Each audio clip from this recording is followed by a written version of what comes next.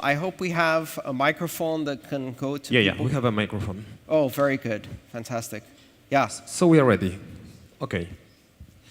Thank you. I'm a YouTuber. I've tokenized myself a year ago. And yeah, I have a few hundred holders. I'm traded onto exchanges. I have some significant market cap. But I'm tokenizing more people. And Yes. I believe that tokenizing people might be a new way of creating a new economy and generating a flow of capital inside the crypto space.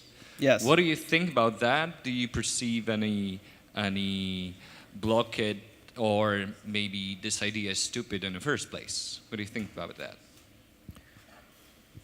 I think it's interesting. The first time somebody asked me if I could publish Andreas coin was sometime in 2013. And in fact, one of the first people who created an artist coin is a friend of mine, and I was involved in that project. I've predicted that people will have tokens, and that tokens are, among other things, a means of expression.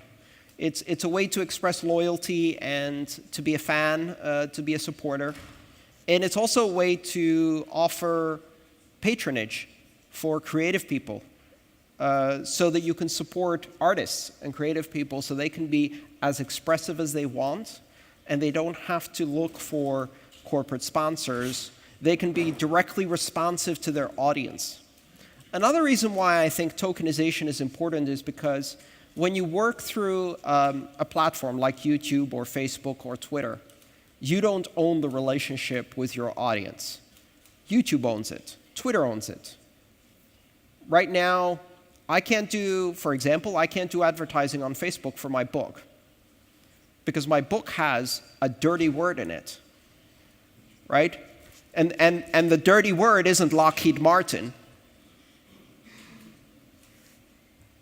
The dirty word is Bitcoin. And so I can't advertise Mastering Bitcoin, my own book, a scientific college-level textbook, on Facebook because they will ban my account.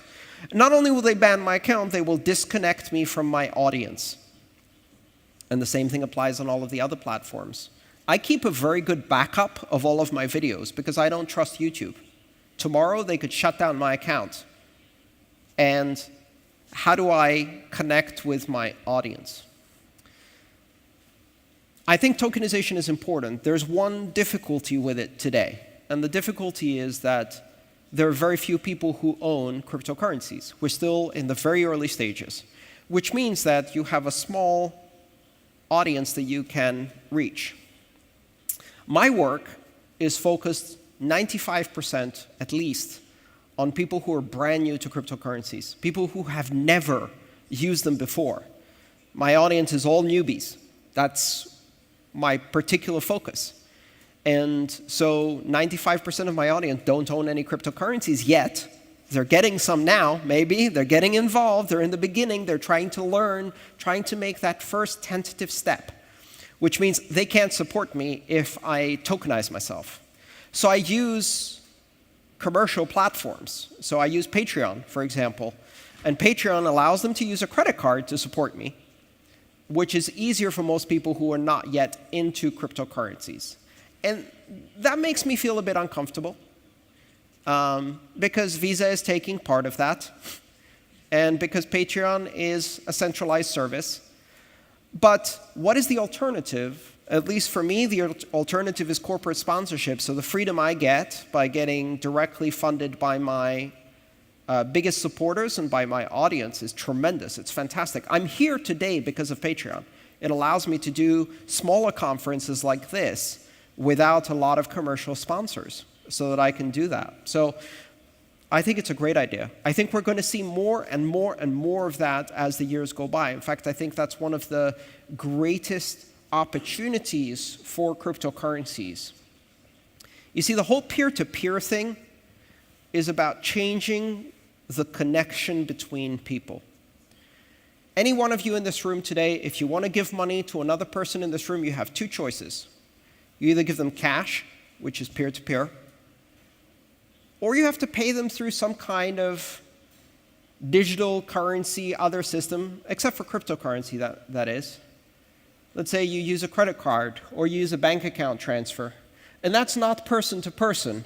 That's person to corporation to corporation to corporation to person. Who invited them? Who invited those three corporations into my human interaction, my commerce with one other person? And so the great thing about being an artist and using tokens and cryptocurrencies is that you disinvite the 5 corporations that want to join the party and their 2% commission they take for doing nothing, right? And you connect directly with your audience. I think that's fantastic. I think that's the future. Let's see if we have another question. Thank you. Hi, Tomek Shinsky. I would like to ask you, how do you think the old-fashioned financial system will adapt to the changes caused by the development of cryptocurrencies? Poorly. I think the traditional financial system will adapt the same way the traditional telecommunication system has adapted, the same way the horse and carriage industry adapted to the automobile. How many people in this room own a horse? No? Not yet. Maybe as a hobby, but you certainly won't use it to go to work every day, right? So I think the idea of having a fixed relationship with a centralized institution that holds your money for you is going to be one of those obscure, weird, elitist things that weird old rich people do. So they'll have a personal relationship with their banker, which is ironic because they're the only people who have a personal relationship with their banker to start with. But in the end, they'll be the only people left who have that personal relationship, because all of the rest of us are going to be debanked. So I don't think the financial industry is going to adapt very well. And it's not because bad people work for banks. That's not the case. Great people work for banks. And the greatest of those great people who work for banks are going to quit working for banks and do a startup in the cryptocurrency space. Because they spend the first couple of years trying to persuade everyone around them that, hey, I've seen the future. It's not this. This system you've put together from 70s technology with COBOL to a mainframe that tries to do things and is slow, inefficient, and insecure, this is the past. I've seen the future. And they'll try and try and try and try to persuade. But the problem with large centralized institutions like traditional financial services is they have inertia. They're organizationally sclerotic. As a result, they can't change. Even if a lot of the people inside them want to change, even if they know that not changing is the end, they're simply going to try and delay the inevitable because they're unable to change. This is the nature of large organizations. And so as the creative and interesting people inside these corporations try to persuade that they've seen the future, eventually they get tired. And they say, you know what? I'm going to leave and start a startup. I'm going to actually pursue the dream because I really understand that this is the future. And since nobody here understands me, I'll just take it elsewhere. But the best part about it is they're going to do that in January. And they're going to fund their startup with the bonus they got in December. So they can turn around and compete with the very company that gave them the bonus in the first place. And we will welcome them. Thank you.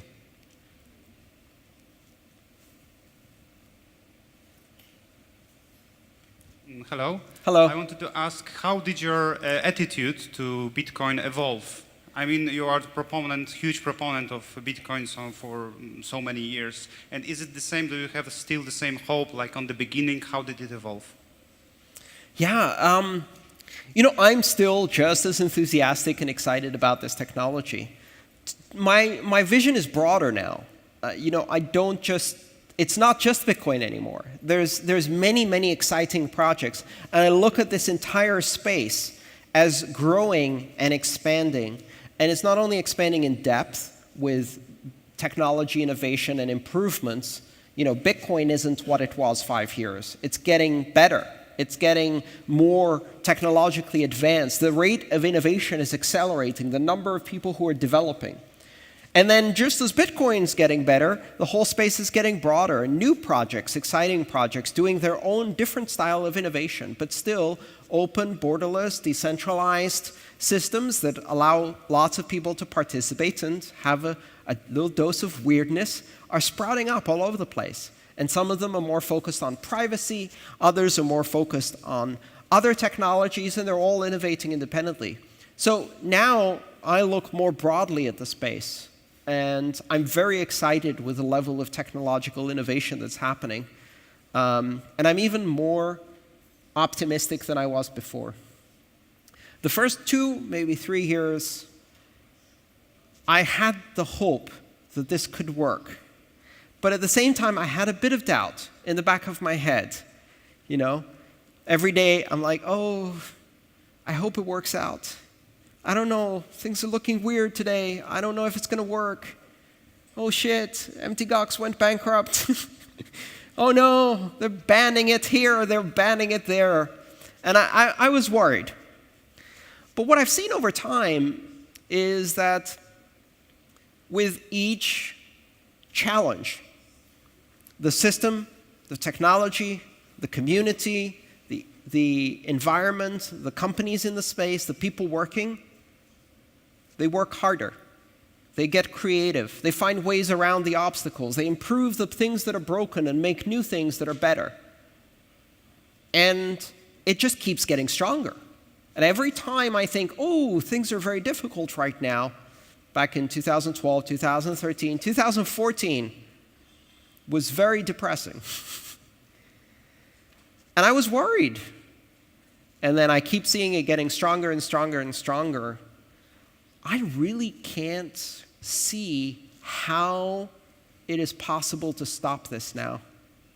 I've gotten to the point where I don't believe it is possible to stop this.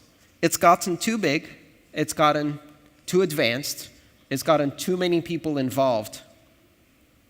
It's funny, sometimes people tell me, but the price will go to zero. Like, no, it won't. It won't go to zero. I'll tell you why. Because if the price went to 1,000th of a dollar, I'd buy all 21 million Bitcoin in existence myself. I mean, for that price.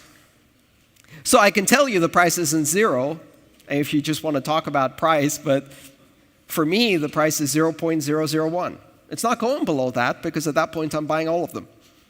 Now, if I know I'm thinking that way, I know at least a few other people who will do the same. And so when you understand that regardless of the price, regardless of the economic activity, regardless of the market fit, there is a real technology here. And it's an evolving technology that's actually getting better over time. And the fundamentals are getting more and more robust. And then you look outside of that, and you look at government debt, and you look at traditional currencies, and you look at mismanagement, and you look at coercive and oppressive governments around the world. And you realize if we keep doing this just a tiny bit better, or just keep it the same, and they keep fucking up, every time they do that, there's a new market to address, right? We weren't talking about Venezuela in 2013. We are now. We're talking about Argentina again. Welcome to the club. Greece, Cyprus, Italy, southern Spain, Portugal, half of South America, almost all of Asia. We are very close to saying, welcome to the club, because this technology continues to get stronger. Traditional centralized systems keep getting more and more fragile. In fact, I liked recently, I've always advised people, don't invest your life savings in this currency. You should have a smart approach that involves diversifying and taking small risks, but not crazy risks. Don't go all in. I was contradicted recently by someone who said, don't invest more than you are willing to lose in US dollars. And I thought that was an interesting perspective, because you don't really think that if you hold your money in zloty, that's a foolish investment. Maybe you should. And I'm not saying take it all out of zloty and put it into Bitcoin, but diversification works both ways. If all of your money is in one national currency, that's not prudent. It's irresponsible. It's irresponsible to your family. It's irresponsible to your future. It's like, I don't know if I want to take that much risk. So I'm 100% invested in the Polish government for the next 30 years. They've changed a lot in the last 30 years. I know I wouldn't do that for the Greek government. Oh, hell no. And I certainly won't do it for the American government. You know what I mean? Orange Benito. All right. So I'm increasingly optimistic, and my spirit continues to be enthusiastic. And most importantly, I find myself learning something new every day and discovering some new innovation and new technology every single day. It never gets boring in this space.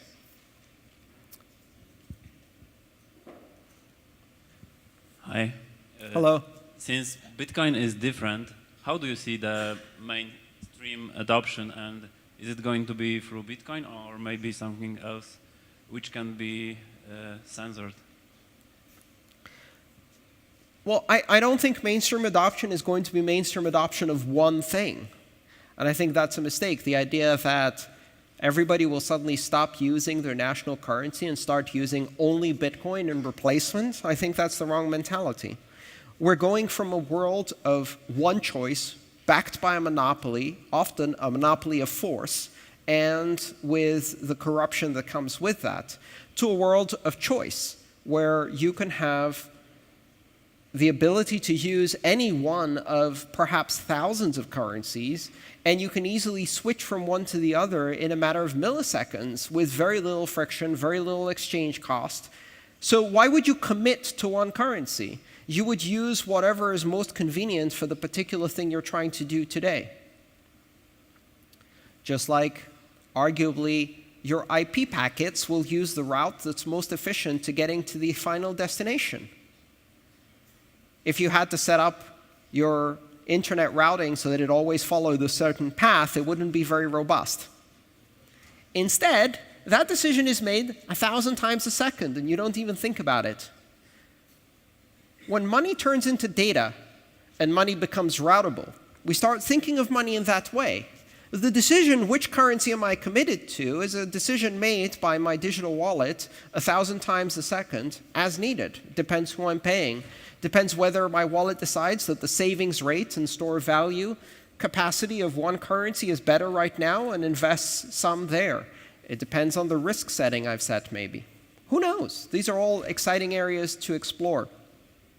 The idea that mainstream will pick one currency is a fiction of the past. The only reason most of us only use one currency is because the switching costs are enormous, especially when you have a government monopoly backing it and you have restrictions on currency exchanges. Otherwise, it's an unnatural state of affairs. What's your favorite food? Sorry? Apples. Okay, from now until the rest of your life, you will only eat apples. Not your favorite food anymore. Why would you do just one? Why pick just one? So the idea that we have just one currency and can only use one currency is primarily because of artificial restrictions. I want to have a buffet of currencies. I want to be able to go back to the buffet and refill my plate with something different. And every day try something new. I want some variety. Maybe if I'm trading with some people, I want one currency, maybe another currency. And some of those currencies are going to be censorship focused, right? Just like today, you have the opportunity to use any website in the world. And you have friends who only use Facebook. Right? That's the choice they've made. Is it a good choice? For them it is. But at least they have that choice. And the funny thing about that is because they have that choice, they also have the choice to leave. And if you've been around the computing environment as long as I have, you learn that nothing lasts forever. I used to think that Microsoft would dominate computers forever. Right? Where are they now? They don't get to dictate choices. We're going to see a lot of variation. Some people will make poor choices. They'll use currencies with surveillance and control and censorship. You know who those people are? The people who can afford to do that. And the reason they can afford to do that is because their government is not corrupt yet.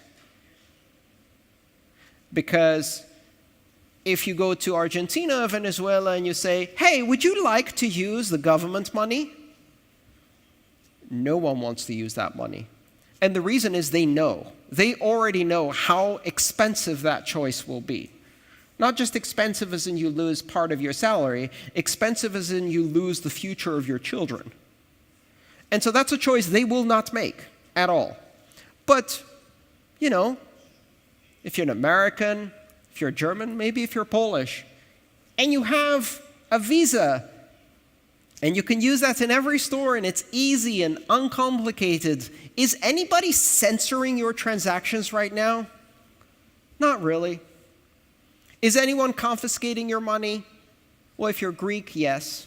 But if you're Polish, not yet. Right? So that's a lesson you will learn when it becomes necessary to learn that lesson. The end result is you will have systems that are fragile competing against systems that are robust. You will have systems that can be debased through inflation competing against systems that cannot be debased. You will have systems that can be censored competing against systems that cannot be censored. And some people will make the right choice, and some people won't, and that's okay. Not everyone needs it. I know which choice I'm going to make. To me, the only important thing is, can I make that choice? And if I can make that choice and I'm the only one making that choice, that's okay too. I'm used to being weird. Who else? Hi, Philip. Hi, Andreas. I was talking, and you are also always talking about adoption. Yes. So I was talking to our audience also about adoption, that we need to work on that adoption in our local communities. That all of them need to work for adoption in the local to make it more global. Maybe you can give all of us some advice how to work on adoption in the proper way with the Bitcoin, of course. I have a slightly different perspective on mainstream adoption than many of the people who are in this space. Some people believe that in order to get mainstream adoption, you have to go out there and you have to advertise and promote and basically tell people to use these technologies, that you have to persuade people to use this technology, that you have to go into every store and say, do you accept Bitcoin? No, I'm not buying anything from you, ha, and walk out. You're going to get very hungry if you do that. And very soon you won't have too many friends. They'll be like, hey man, we're going to the party next week. Hey, did anyone invite Philip? Oh, no. All he does is talk about Bitcoin all the time. Have you been there? I've been there. I think it's important to recognize that not everybody needs this technology. Also, the technology is not ready for everyone. It's still difficult to use. It's difficult to secure. It's difficult to operate in a convenient way. The user interfaces are very poor. It requires a very high level of technical understanding and expertise to operate, even more so to operate securely. And so, why do you need it in your life? Maybe you have this particular balance of skill and need and it's right for you today. But maybe it's not right for your friend. Maybe it won't be right for another 5 years. Maybe the zloty has to go to shit before it's right for them. Right? You know, I went to Greece in 2010, after the crisis, and I told people, you really should look into Bitcoin, it's important. Nobody listened. Now I go, everybody wants to know about Bitcoin. Yeah, give it 8 years of economic recession, and suddenly everybody's interested in sound money. Everybody becomes a monetary economist. The secret about money is that you can ignore it if it works. The moment it stops working, you cannot ignore it. It's everywhere. It ruins everything. And so there are some countries in the world today where it's needed. There are some applications today where it's needed. If you meet an immigrant who's a taxi driver, who sends money to their family in Kuwait, in Jordan, in the Sudan, in any other country like that, in Mexico, whatever, and they currently use Western Union, and it costs them a minimum of $5 to $10 to do a wire transfer, and it takes 3 to 5 business days, and they give them a terrible exchange rate, yeah, maybe they need this technology. Maybe they could do something better. But your average Polish person who's shopping, they don't need it. So you have to be careful. First of all, don't promise things you can't deliver, right? Don't tell people, oh, this is miracle money, it will always be free, fast, and secure, and it's so easy to use. It's not. Don't try to push it on people who have no interest in playing with your little weird experiment. We don't need to invite everyone into the neighborhood yet. I think the most important thing is to look within your community at the people who came to cryptocurrencies for the wrong reasons. And that's okay. A lot of us got into cryptocurrencies, maybe some for the right reasons, maybe some for the wrong reasons, right? You all have this friend who you've been telling about Bitcoin since 2015. You're like, hey, good price right now, maybe you should get involved. Like, oh no, that's stupid internet money, I'm not buying into your scam. And then they call you in December of 2017, and they're like, my friend, you're the Bitcoin guy, tell me, how do I get some? You're like, now? You want to buy now at 19,000? No, don't, go away. Come back in 6 months. Right? You've all been part of this conversation. Suddenly everybody's like, oh, Bitcoin, Bitcoin, Bitcoin, Bitcoin. Or Ethereum, Ethereum. Or they want the whole spectrum. You've got your friend who you told about this again and again and again and again. Finally, in 2017, they go buy a bunch of Bitcoin at $19,000. And then they go day trading for the next 2 weeks. And they call you up and they say, hey, I've heard that Sia, Tron, and Neo are about to break out from the pennies into major market cap. I'm trying to trade Neo for Sia on Poloniex, but I'm having some problems with my author. And you're like, what the hell are you doing? Right? They've gone full casino. Who has a friend like that? Who are calling you now and asking, I'm not being nasty about these particular cryptocurrencies. There's 2,000 cryptocurrencies out there, and they're calling you up and they're asking you about these. And you're like, what? Or worse, they go full pyramid scheme. And they go, oh yeah, man, I heard you. I heard about this Bitcoin and I got so excited, and now I've invested my entire retirement in BitConnect. Like, oh shit. Oops. So there's a time, and then there's a wrong time. And then there's a way to address this topic. And the way is not to try to tell people what is the right choice, because you don't know what the right choice is. You think you do, I think I do, but if I start advising people and say, I think you should buy now or sell now or buy this or sell that, I'm going to be wrong on average more often than I'm right, and in the end people are going to be very disappointed. What you need to do is help people make their own choices by educating them, right? Okay, so some of the rules apply to everything. For example, don't put all of your investments into one thing. That's smart advice, yes? Don't try to be a day trader unless you're a day trader. Okay, because you will lose everything. That's smart advice. Other advice, if you see something that promises guaranteed daily returns of 10%, it's a Ponzi scheme.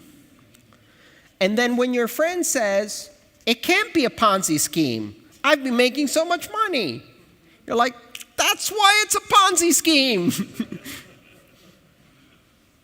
The first people always make so much money. You can advise people to be careful of frauds. You can advise people that this space does have, unfortunately, a lot of scams in it, right? There's things that are based on real technology, and then there's things that are wrapped in a cloud of ever-changing bullshit that's swirling so fast you don't know what to check first. And so you get lost in it. You can educate people on the basics. How do I keep my currency secure? Why should I have a wallet where I control the keys versus just leaving all my money on a third-party exchange? Why should I not use a web wallet? How do I back up my wallet? How do I save my seed? This is basic education, right? So what you should do is give basic education, not on what to choose, but on how to understand which choices make sense and which don't. And the great news is this. Of all of the people who just arrived, and there's always 100 new people who just arrived, they just heard about it in the last 6 months. Most of them came for the wrong reason. Most of them came because of greed and excitement about the current price spike. Some of them will stay. And those who will stay, if you help educate them on best practices, if you help them learn how to use this as part of their life, to learn skills that will help them in their career, to learn how to interact with other people and to bring them into the community, you've built the next generation. We're going to have another bubble. And when we have another bubble, a whole bunch of newbies are going to come in, and then most of them are going to leave as soon as the price crashes, and then you catch a few more. And you keep repeating that. So don't try to sell this too hard. I think the first thing you should accept, this is not for everyone. Not everyone needs cryptocurrency. Not everyone needs cryptocurrency now. Not everyone is ready to understand cryptocurrency. Not everyone is ready to use cryptocurrency, and it's okay.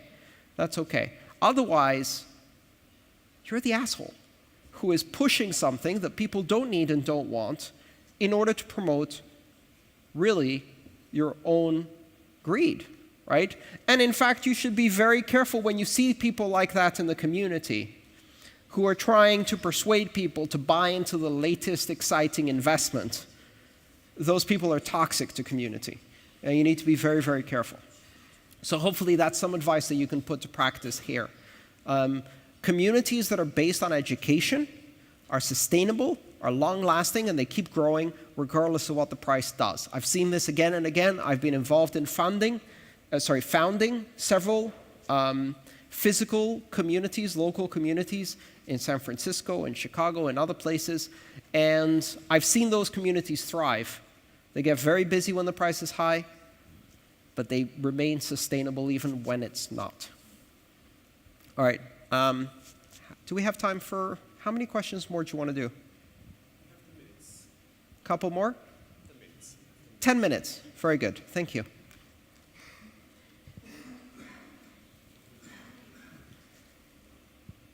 Hi, Andreas. Hello. You told us that Bitcoin is getting stronger when it gets attacked. Yes. It has antibodies that make it stronger, and even the hardest threats seem to make it just grow better. Do you think there are threats that are maybe not so sophisticated, not so scary, but for which Bitcoin is less prepared? to react? Something that maybe can be subtle or can be technical, social, something that can be unexpectedly toxic or unhealthy for Bitcoin? Yeah, I do think those do exist. I think for the most part, we've seen a number of social attacks against Bitcoin, which are attacks against the community and attempts to create unnecessary drama that distracts people from the real focus, right? So one of the things that I think has become clear is that one of the ways to slow cryptocurrency down is to create drama inside the communities. And that has been attempted. And I would say in some ways it has been successful. Hasn't stopped us, but it has slowed us down. So I try not to feed the drama. I think it's important to remain focused on the technology and to stop paying attention to the people. Because the more you spend time, if you're talking about people, that's gossip. It's not technology, right? So don't ignore the personalities. Focus on the technology. Focus on what's actually happening in this space, because that's real. It's not fake drama. But quite honestly, one of the ways in which Bitcoin has changed is that it's not just Bitcoin anymore, which means that even if an attack was successful against one cryptocurrency, all that will do is create other cryptocurrencies now. Because all of these cryptocurrencies are all trying different approaches, different communities, different focus, different applications, different code base, different monetary policies, different security principles. That's diversity. That diversity, like biological diversity, means that we're much more resistant to any single type of attack, because even if it manages to stop one part, it doesn't stop everything. And in fact, the parts that are not stopped expand to fill the ecosystem, right, and get stronger. So now we've got this adaptation to threats. It's not just Bitcoin that is anti-fragile. It's the entire crypto ecosystem with all of its competing interests and competing developers and competing models that is advancing as a whole, and it is even more unstoppable than Bitcoin itself. So again, I find it harder and harder to come up with realistic scenarios of how this gets stopped. I really do. All right, let's see another question. Yes? Hi. I'm just wondering, let's say that 5% of people of the total population get out of their comfort zone and they move to, for example, crypto. Okay. And I just wonder, when do you think that this gentrification will come? That, you know, this mainstream, let's say, user-friendliness of a crypto community will come, then you say, okay, this is gentrified, I'm going out of here because it's too user-friendly for me. Well, it's already happening, right? It's already happening. And at the moment, it's primarily the things that people call blockchain, enterprise blockchain, blockchain proof of concept, blockchain alliance, blockchain project. You know, we're using blockchain to do blockchain, blockchain, blockchain, blockchain. And yes, this week is Consensus Week in New York, Blockchain Week in New York. I must have forgotten to go there. I came here instead.